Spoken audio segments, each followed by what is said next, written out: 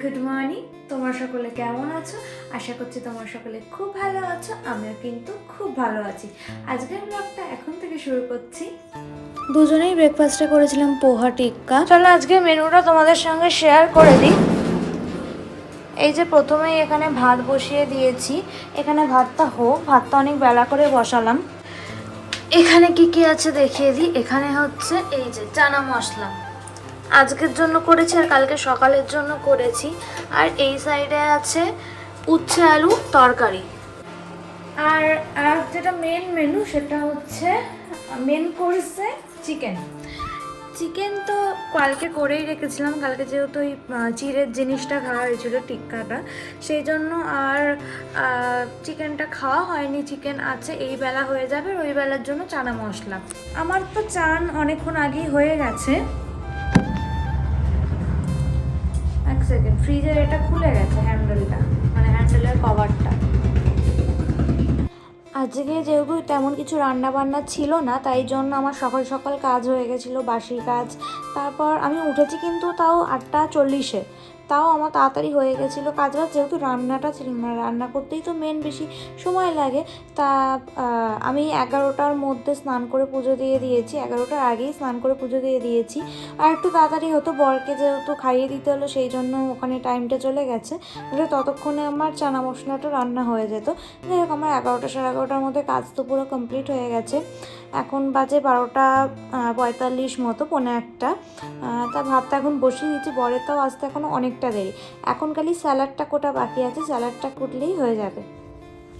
আজকে কাঁচা কুচোও তেমন বেশি ছিল না। কাঁচা কুচোটা আমি আজকে সকালবেলা করিনি, আমি করেছি হচ্ছে যখন আমি স্নান করলাম তখন কেচে কুচে তারপর স্নান করে নিয়েছি। দেখো কাঁচা কুচো তো বেশি নেই। আর দেখো এত হাওয়া দিচ্ছে, আমার রান্নার ন্যাকড়া ফ্যাকড়া পড়ে গেছে।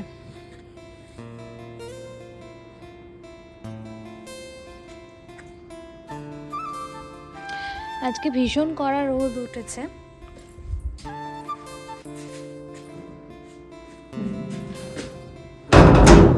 ঘরটা তো মোছা সকালেই হয়ে গেছিলো। আর এদিকে বিছানাটা একটু হচ্ছে গিয়ে ঘাটা আছে, কেন কি আমি অনেকক্ষণ ধরেই শুয়ে আছি, যেহেতু কাজ বাজ হয়েই গেছিলো।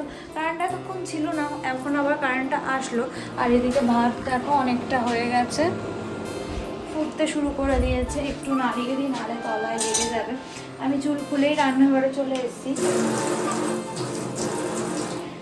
আজকে যেহেতু শ্যাম্পু করেছি, সেহেতু চুলটা কিন্তু এখনো ভিজা আছে।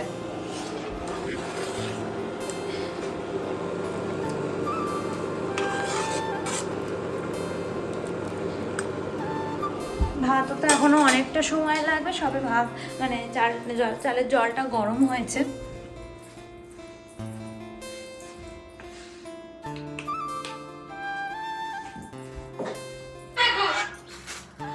সব রকম ফল একটু একটু করে কেটে নেব, যেমন ধরো শসা, তারপর টমেটো, গাজর, বিট, পেঁয়াজ, সব ফলই একটু একটু করে কেটে নেব, মানে স্যালাডের জন্য সবজি আর কি। ফল, শসা যেমন ফল, সবজির মধ্যে আছে একটু বিট, গাজর, এসব সবই একটু একটু করে কেটে নেব।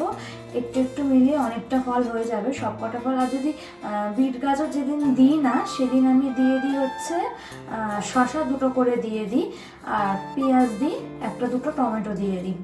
আজকে যেহেতু বিট গাজরও দেবো, সেহেতু একটাই শসা দেবো, একটাই টমেটো দেবো। আর পেঁয়াজ আমি একটাই বরাবর দিই, পেঁয়াজ বেশি দিই না। স্যালাড কুটে নিয়েছি, এই যে বিট, গাজর, পেঁয়াজ, এই যে শসা, আর টমেটোও ছিল, টমেটো এই যে টমেটো দেখা যাচ্ছে, এই হচ্ছে স্যালাড। এবার এটা আরেকবার করে একটু ধুয়ে নেব। বর আসতে তো এখনও 15-20 মিনিট দেরি আছে। এই যে আমি ততক্ষণে মাংসটা জাল দিয়ে নিয়েছি। একদম পাতলা জলের মতো লাগছে, জানি কেন কি অনেকটাই জল দিয়েছি, গ্রেভিটা ছিল না। ওই আজকে দুপুরের মতো হয়ে যাবে, অসুবিধা হবে না তেমন। এই যে একটু নুন চিনি জল গুলে রেখেছি, বর আসলে এটা বরকে দিয়ে দেবো। এই যে এখানে আমি চা বানিয়ে নিয়েছি, আর এই যে বিস্কিট দিয়ে অলরেডি আমি চা খাওয়া শুরু করে দিয়েছি। চা খাওয়া হয়ে গেছে, এবার আমি একটা গজা খেয়ে নেবো। তো গজাটা কেমন মোটা দেখো খালি। এবার একটু সন্ধ্যাটা দিয়ে নিই, যেহেতু সন্ধ্যা হয়ে গেছে।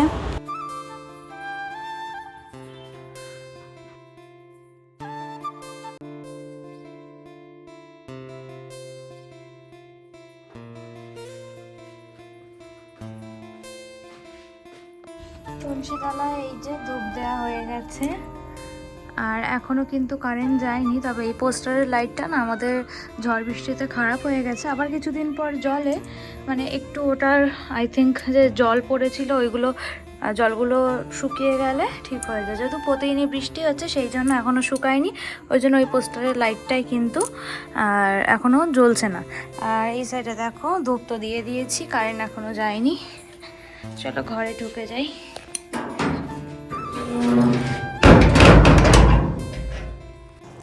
এটা কি দেখে বুঝতে পারছো? এটা হচ্ছে ব্ল্যাক কফি। তো আমার বর এসেছিলো এবং ব্ল্যাক কফি করে দিতে বললো, তাই জন্য ব্ল্যাক কফি করে দিলাম একটু। চলো এটা এবার ওকে দিয়ে দিই। কি করছো আজ? আমি এখন রাতের রুটিটা বানিয়ে নিচ্ছি। তো এখন বাজে 10টা। আজকে ভিডিওটা